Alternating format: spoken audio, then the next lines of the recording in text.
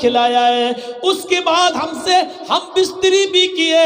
شاریرک سمبند بھی بنایا ہے، اے اللہ کے نبی اس کے بعد کا اللہ کی امانت دی اللہ نے لے لیا۔ اللہ کے نبی فرماتے ابو طلحہ بس اے ابو طلحہ، اللہ تمہاری بیوی کو جزائے خیر دے،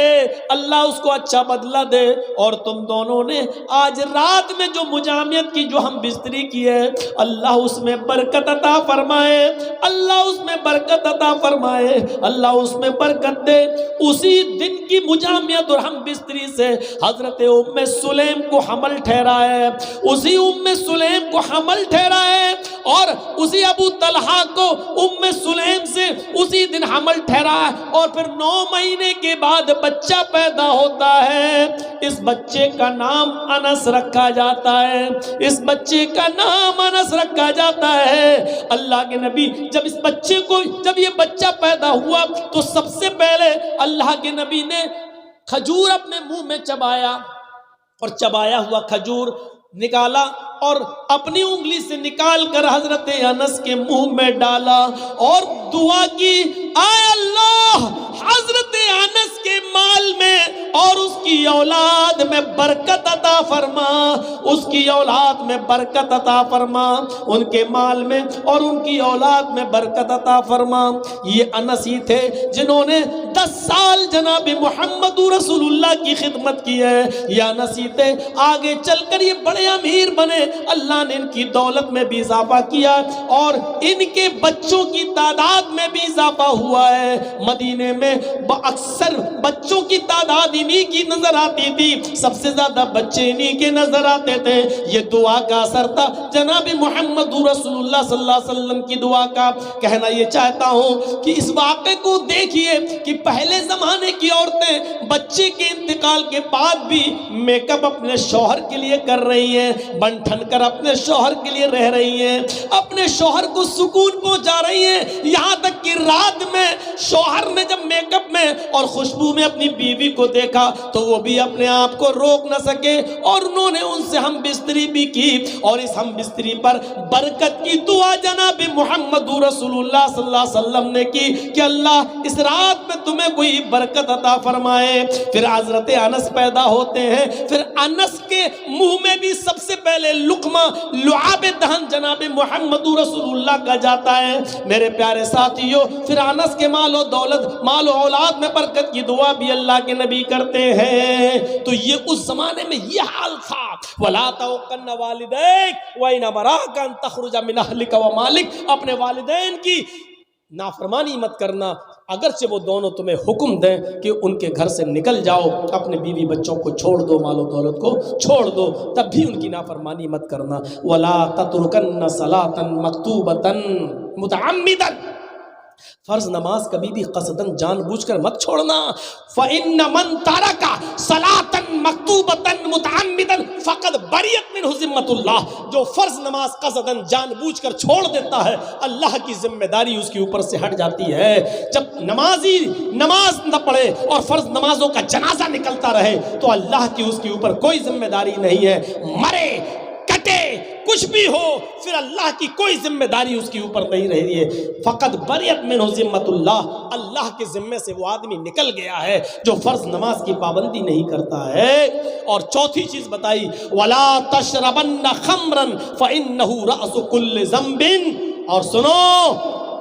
کبھی شراب مت پینا، کسی بھی کنڈیشن میں شراب کو ہاتھ مت لگانا، فَإِنَّهُ رَأْسُ كُلِّ ذَنْبٍ، اس لیے کہ وہ ہر برائی کی جڑ ہے، ہر برائی کی جڑ شراب ہے۔ شراب پینے کے بعد زنا کرنے کا دل کرتا ہے، شراب پینے کے بعد چوری کرنے کا دل کرتا ہے، شراب پینے کے بعد ماں باپ کے سامنے، ماں اور باپ کے سامنے گالی دینے کا دل کرتا ہے، اور شرابی جب شراب کے نشے میں گھر آتا ہے تو اپنی بہن اور اپنی بیٹی کے سامنے بھی گندی گندی گالیاں دیتا ہے۔ اس کو نہیں معلوم وہ جس نشے میں ہے وہ کس کے سامنے گالیاں دے رہا ہے، وہاں اس کی بیوی بھی موجود ہے، اس کی ماں بھی موجود ہے، اس کی جوان بیٹی بھی موجود ہے، لیکن ادھر بھی ایسی گندی گندی گالیاں اس کے منہ سے نکلتی ہے کہ جس کو سننا گوارا نہیں کیا جا سکتا ہے۔ میرے پیارے ساتھیوں، اس لیے کہا فَإِنَّهُ فَإِنَّهُ رَأْسُ كُلِّ ذَنب، شراب کو ہاتھ مت لگانا کیونکہ شراب تمام برائیوں کی جڑ ہے۔ وَإِيَّاكَ بِالْمَعْصِيَةِ فَإِنَّ بِالْمَعْصِيَةِ حَلَّ سَخَطُ اللَّهِ، ہر گناہ کے کام سے دور رہنا ہے معاذ، ہر گناہ کے کام سے دور رہنا ہے معاذ، اس لیے کہ جس بستی میں گناہوں کے کام عام ہو جاتے ہیں، جس بستی میں جوا عام ہو جاتا ہے، جس بستی میں شراب عام ہو جاتی ہے، جس بستی کے اندر زناکاری عام ہو جاتی ہے، حلا سخط اللہ، تو اللہ کا غضب، اللہ کا عذاب بھی اس بستی پر حلال ہو جاتا ہے۔ یعنی اللہ کسی وقت اس بستی پر عذاب نازل کر سکتا ہے۔ سن لو لاٹری کھیلنے والوں، سن لو آئی پی ایل کا میچ میں شرطیں لگانے والوں اور سٹے بازی کرنے والوں، جوا کھیلنے والوں، جس بستی کے اندر جوا عام ہو جاتا ہے، جس بستی کے اندر شراب عام ہو جاتی ہے، جس بستی کے اندر بے پردگی عام ہو جاتی ہے، جس بستی کے اندر زناکاری عام ہو جاتی ہے، حلا سخط اللہ، اس بستی پر اللہ کا عذاب حلال ہو جاتا ہے۔ یعنی اللہ کے لیے حلال ہے کہ اس بستی کو کبھی بھی تباہ کر دے، اس بستی پر کبھی بھی اپنا عذاب نازل کر دے، اس بستی کو جب چاہے تہو تیک کر دے، پلٹ دے اور ملیا میٹ کر دے، ملیا میٹ کر دے، جب چاہے تب تباہ کر دے، کیونکہ اب اس بستی پر اللہ کا عذاب حلال ہو گیا ہے۔ میرے بھائیوں، اور مزید جو 5 باتیں وہ اب اور نہیں آگے ہم بڑھ سکتے ہیں 10 چیزوں میں سے، کیونکہ ہمیں معلوم ہے کہ ان 5 چیزوں کی طرف گئے تو ابھی 1-1.5 گھنٹہ اور چلا جائے گا۔ میرے پیارے ساتھیوں، یہ جلسہ آپ کا مسجد کی تعمیر و ترقی اور کے لیے ہو رہا ہے۔ ایک وقفیہ مسجد ہے، ایک جامع مسجد ہے، دونوں مسجدوں کی ترقی کے لیے ہو رہا ہے۔ اور ایک بات سنتے ہی جائیے گا یہاں سے کہ ایک بار مدینے کے اندر جب مسجد نبوی بن کر تیار ہوئی تو اتنا تیل نہیں تھا کہ چراغ جلا کر نماز پڑھ سکیں،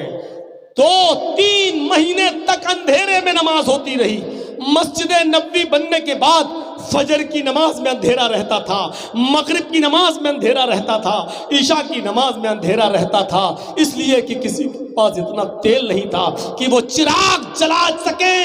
اتنا تیل نہیں تھا۔ 3-4 مہینے کے بعد ایک بار عشاء کی نماز پڑھانے کے لیے اللہ کے رسول مسجد نبوی میں گھسے تو کیا دیکھتے ہیں کہ مسجد نبوی کے کونے میں چراغ جل رہا ہے اور چراغ کی روشنی میں صحابہ کے چہرے جگمگا رہے ہیں۔ اللہ کے نبی صلی اللہ علیہ وسلم نے پوچھا، یہ چراغ کس نے جلایا؟ ایک کونے سے آواز آئی، ایک صحابی کی،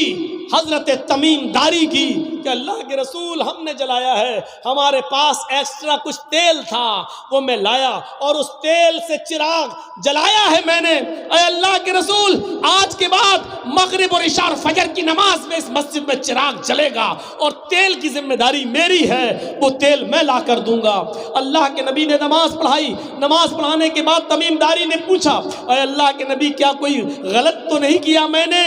میں نے چراغ جلایا ہے، اس مسجد میں روشنی کر دی ہے، کوئی غلط تو نہیں کیا؟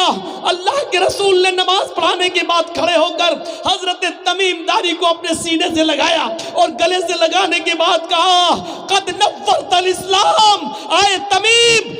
تو نے مسجد نہیں چمکائی ہے، تو نے آج پورا اسلام چمکا دیا ہے، پورا اسلام روشن کر دیا ہے، پورے اسلام کے اندر روشنی پیدا کر دی ہے۔ اے تمیم داری، آج تو نے صرف مسجد میں روشنی نہیں پیدا کی ہے بلکہ پورے اسلام کو روشن کر دیا ہے، پورے اسلام کو چمکا دیا ہے۔ جب مسجد میں چراغ جلانے پر اللہ کے نبی خوش ہو رہے ہیں اور کہہ رہے ہیں کہ تم نے پورا اسلام چمکا دیا ہے، تو مسجد کو بنانا، مسجد کو سنوارنا اور مسجد کی تعمیر کرنا اور مسجد میں بڑھ چڑھ کر حصہ لینا کتنا بڑا ثواب ہوگا۔ میرے پیارے ساتھیوں، بڑھ چڑھ کر اس کار خیر میں آپ ہاتھ بڑھائیے۔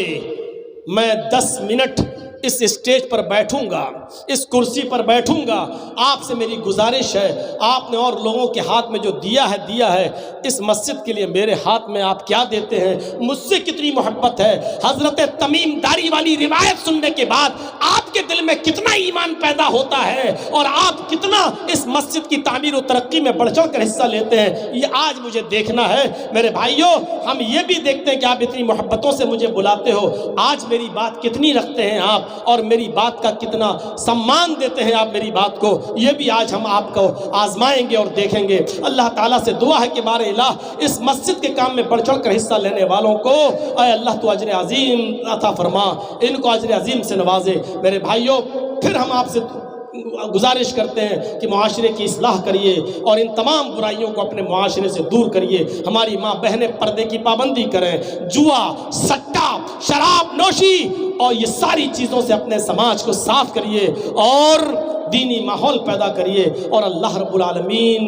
سے امید رکھیے کہ اللہ رب العالمین رحمتوں کی بارش فرمائے۔ اگر ہمارے اندر برائیاں رہیں تو اللہ کا عذاب بھی ہمارے اوپر آ سکتا ہے۔ اللہ اپنے عذاب سے ہمیں محفوظ فرما، اور بار الہ ہمیں نیک کاموں کی کرنے کی توفیق عطا فرما۔ الہ العالمین، ہم تجھ سے دعا کرتے ہیں کہ جب تک تو ہمیں زندہ رکھ، اسلام پر زندہ رکھنا، اور جب ہمارا خاتمہ ہو تو ایمان پر خاتمہ فرمانا۔ وما علینا الا البلاغ المبین، وآخر دعوانا ان الحمد للہ رب